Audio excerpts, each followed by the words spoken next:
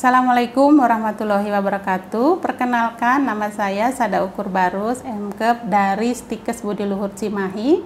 Kali ini akan memberikan informasi pembelajaran tentang pengkajian keperawatan sistem persarafan. Nah, adapun pengkajian yang dilakukan pada pasien yang mengalami gangguan sistem persarafan adalah anamnesia. Di sini perkumpulan informasi tentang status pasien mengenai fisik, psikologis, sosial budaya, spiritual, kognitif, tingkat perkembangan, status ekonomi, kemampuan fungsi, dan gaya hidup pasien.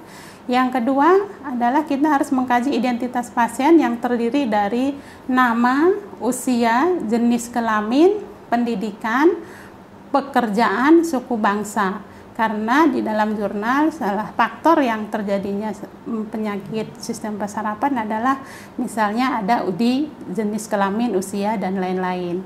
Selanjutnya ada keluhan utama. Keluhan utama yang biasa kita temukan pada pasien gangguan sistem persarafan itu kelemahan anggota gerak sebelah badan, bicara rero, tidak dapat berkomunikasi, konvulsi atau kejang, sakit kepala yang hebat, nyeri otot, kaku kuduk, sakit punggung, tingkat kesadaran yang dinilai dengan GCS kurang dari 15, dan adanya ekspresi rasa takut. Riwayat kedua, kita lakukan pengkajian riwayat penyakit. Riwayat penyakit sekarang itu dikaji menggunakan PQRST. Yang kedua, riwayat penyakit dahulu yang perlu kita tanyakan adalah penggunaan obat-obatan seperti analgesik, sedatif, hipnotis, antipsikotik, antidepresi, atau perangsang sistem persarafan. Selanjutnya, apakah ada riwayat trauma? Apakah pasien pernah mengeluh sakit kepala? Bila ada, tanyakan lebih detail, seperti apa kejadiannya, bagaimana sakit kepalanya. Yang selanjutnya ada kita kaji riwayat DM dan hipertensi. Lanjutnya lagi kita kaji juga riwayat tumor.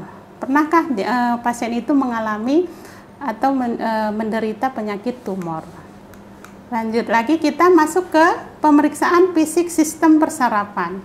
Saat kita melakukan pemeriksaan fisik sistem persarafan, kita harus melakukan ada 5. 1. Pengkajian tingkat kesadaran. Kedua, pengkajian fungsi cerebral. Ketiga, pengkajian sistem motorik. Keempat, pengkajian respon refleks. Kelima, pengkajian sistem sensorik. Akan Ibu jelaskan di sini satu persatu. 1. Pengkajian kesadaran. Di sini bisa menggunakan skala A, P, P, U. Di mana A itu ada alert, kesadaran penuh, verbal, pain, dan unresponsive.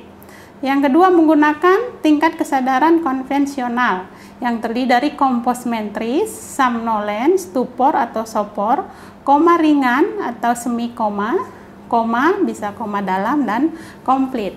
Yang paling sering digunakan di dalam sistem persarafan adalah menggunakan Glasgow Coma Scale atau GCS dengan respon E itu 4, verbal itu 5, motorik itu ada 6.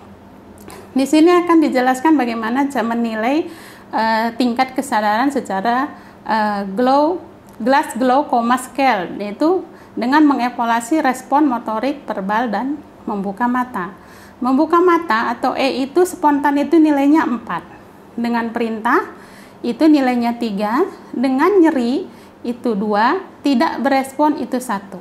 Motorik itu bila responnya dengan perintah itu 6. Kalau lokalisasi nyeri itu 5, menarik area nyeri itu nilainya 4, fleksi abnormal itu nilainya 3, ekstensi nilainya 2, dan tidak berespon itu nilainya 1. Verbal, berorientasi itu 5, bicara membingungkan itu 4, kata tidak tepat itu 3, suara tidak dapat dimengerti nilainya 2, tidak berespon nilainya 1. Jadi nilai GCS itu paling tinggi 15, paling rendah itu ada 3. Kita masuk lagi ke pengkajian fungsi cerebral. Di situ yang kita harus mengkaji adalah status mental, observasi penampilan. tingkah laku, postur, sikap, gerakan tubuh, ekspresi wajah, dan aktivitas motorik dan gaya bicara pasien. Untuk mengetahui fungsi intelektualnya, kita bisa menilai orientasi waktu, bisa tempat, bisa orang, bisa perhitungan mundur, atau kita bisa kelipatan 7. Untuk mengetahui daya pikirnya apakah spontan atau masuk akal.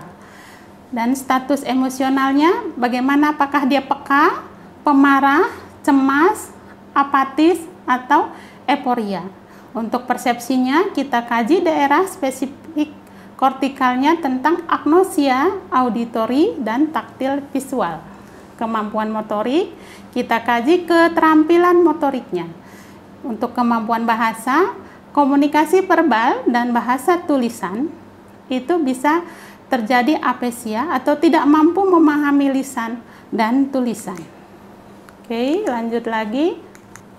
Kita masuk ke pemeriksaan sistem motorik. Untuk memeriksa sistem motorik, kita harus mengkaji kekuatan otot.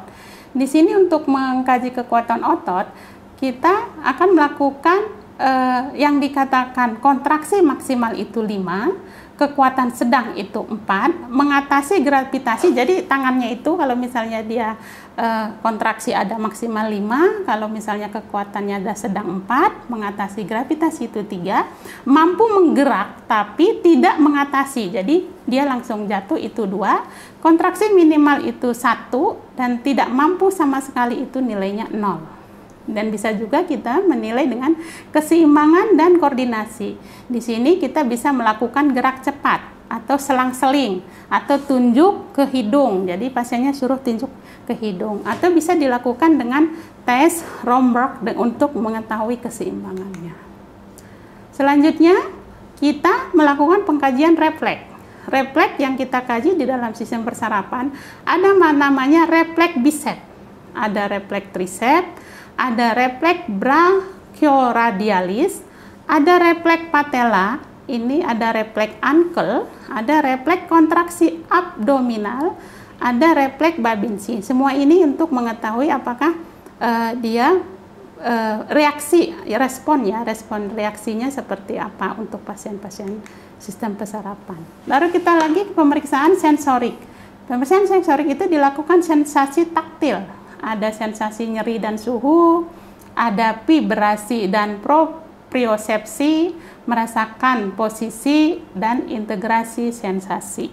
Sekian, terima kasih dari saya. Semoga materinya bermanfaat. Assalamualaikum warahmatullahi wabarakatuh.